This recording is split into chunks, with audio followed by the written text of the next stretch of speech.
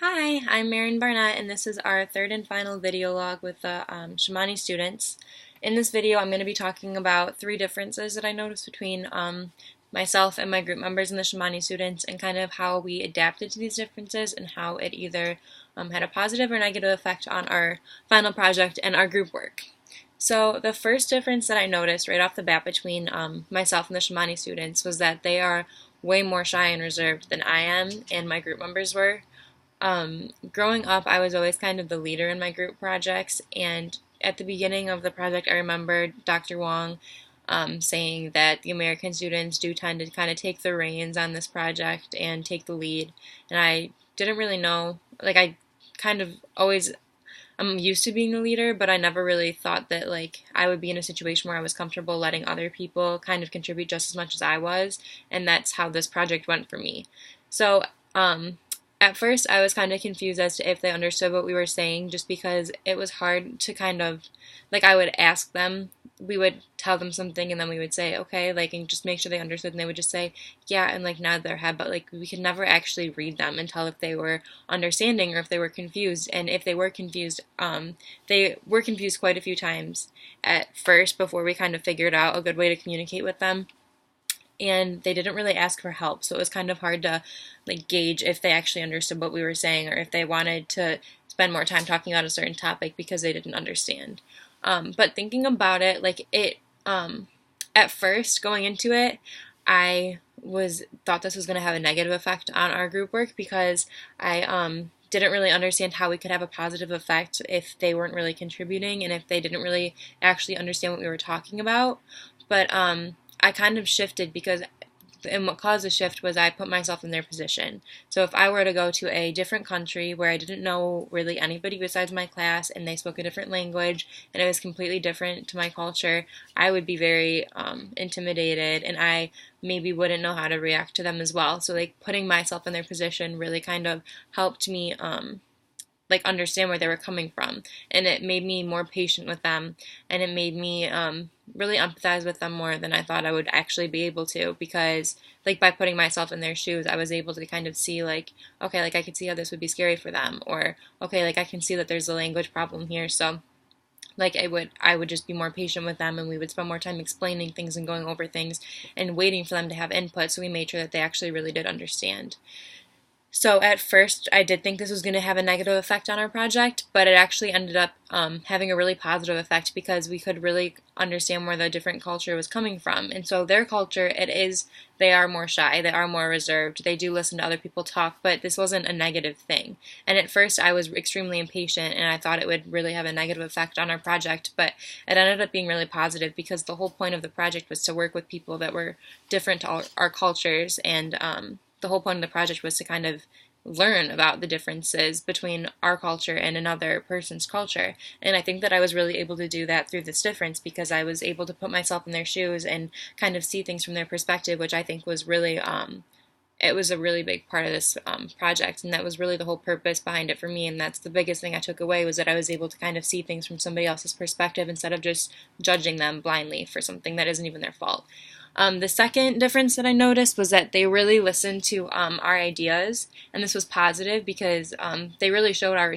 their respect towards us and towards each other by doing this, because they would let us finish talking and they would finish their thoughts before they would kind of jump in and interrupt us on what we were saying. Um, and going to a new place, like I said before, is pretty uncomfortable. So I think that, well, the American students adapted. We kind of did what they were doing. So we would adapt to listening to them talk and being patient and listening to their ideas. And this kind of made them feel more comfortable, I think, because they were able to openly express how they were feeling and what they were thinking. And I think that ultimately this made them feel more comfortable working with us. And I think that this did actually improve our group work because we were able to really listen to each other and like contribute everybody's ideas to the project. And I think that that was really important because it was a group project and we did have to see things from both perspectives. So I think that that was really important in improving our group project because we had so many ideas flowing and we were able to really get lots of different Japanese perspectives and the American perspectives on the whole thing. The third difference that I noticed was that they had a completely different attitude than I did personally. They were really positive, which would make sense, like I previously talked about in my last video, because they are on their study abroad. So being in a different culture is exciting and new, and there's so many new things to learn. But they were so excited every single day to even just come to class, and I kind of would just roll out of bed and go to class, like, and it wasn't really that big of a deal for me, but they were so excited to be there every day. And you could tell that they were excited to learn new things and to interact with different cultures. And so that really inspired me to be excited back. So they dressed nice. Like all the guys were wearing like well, what is it? A button-up shirt and then like a sweater over it with the collar sticking out, and the girls were wearing like skirts and like fancy shirts and stuff like that. And so we all showed up in like sweatpants and t-shirts and everything. And then it made me want to like dress to impress, like that like cliche saying like actually applies here, because I would want to like dress up to make myself look nicer. And then the positive environment really helped, because it was just like really positive how they would act and like wanted to learn, and that kind of made me like adapt to that by wanting to also be positive and be in the positive environment to really improve our group work, because we all just wanted to be there. So during the differences, like at first when they were shy and reserved, I was like really impatient, but I ultimately like shifted to being more patient and like listening to them talk, which was really important. And then I really liked the way that they like listened to each other, like that made me want to listen to them talk, and it made me like more excited to like listen to their ideas and their different perspectives and their positive attitudes. Like I actually like felt like, I don't know, at first I was like out of place because I thought that I like didn't really like fit in with them, even though they were like where I live, because like they like dressed really nice and they acted like really positive and stuff. But I was actually like really like inspired me to like dress out or dress better to like impress them, like how they would impress like me and my group members. After the project, the new insights I actually took a lot of insights from it. During TE 250, I was really concerned about how I would like bridge the culture gap with my students, and we really talked about it a lot in TE 250, like about how to like interact with different cultures and like make sure everybody felt like they were like comfortable and in a good place. But I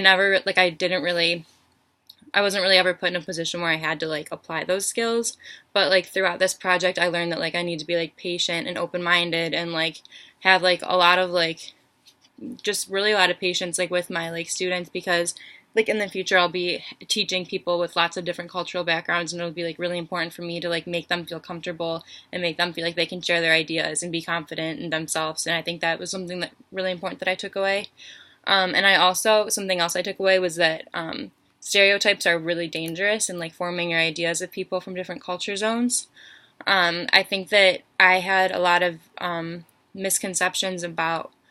what Japanese people were like and what to expect from the Japanese students. And I think that this ultimately really hurt me in the beginning, because I wasn't as excited as I think I should have been to work with them. But even now, like Demizu, who is the guy that we worked with, he posted on my wall for my birthday on Saturday on Facebook, and he is coming to Virginia this summer, and he was like, oh, like maybe I'll come up to Michigan and visit you. And like I don't think he actually realizes how far away Michigan is from Virginia, but like even just like things like that, like we were actually like really friendly with our students like towards the end, and I didn't think that I would be keeping in touch with them as much as I like wish I would